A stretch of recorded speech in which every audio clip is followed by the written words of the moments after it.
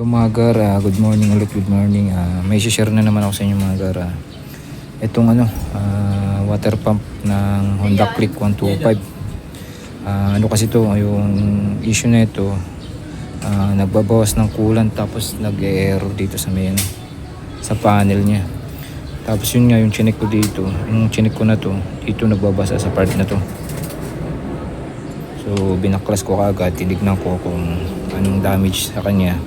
Tapos yun, pagbukas ko, ayan, yung oil seal niya, kabilaan. Ayan, sobrang sira na yung oil seal niya. Pati ito. Plat na yung oil seal niya. Tapos, dapat oil seal lang to. Kaya lang tinignan ko dito sa may bearing. Ayan, sunog na rin yung bearing. At ang ganit na ikutin. Ayan. Sumasabay na nga yung bearing niya sa ikot. Kaya buo na itong pinapalitan ko sa kanya. Buong water pump na. Kasi kung oil seal lang papalitan natin,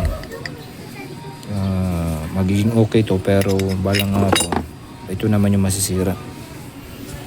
So dobling gawa lang. Kaya buuin na natin para isang gawaan lang. Isang kabitan na lang din. Tsaka isang gastusan lang. So ayun, nakabili naman na siya. Ito yung bago na. Ito yung bago. Ito. Original din to, Honda. So naikabit ko na yung kanyang dito yung mga connector niya. Tsaka yung thermostat. So buo ko na siya ikakabit. So mas madali na lang siya. At ayan, kung makikita nyo yung bearing ng water pump, diba? Ang layo dun sa isa. Layo dito sa, compare dito sa isa na kalawang talaga. Ayan. Compare natin. Diba? Magkaiba.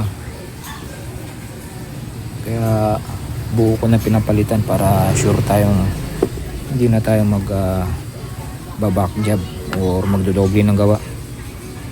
Para sureball yung gawa natin. So yun lang mga gar, at maraming salamat sa panonood at ride safe sa inyong lahat. Thank you.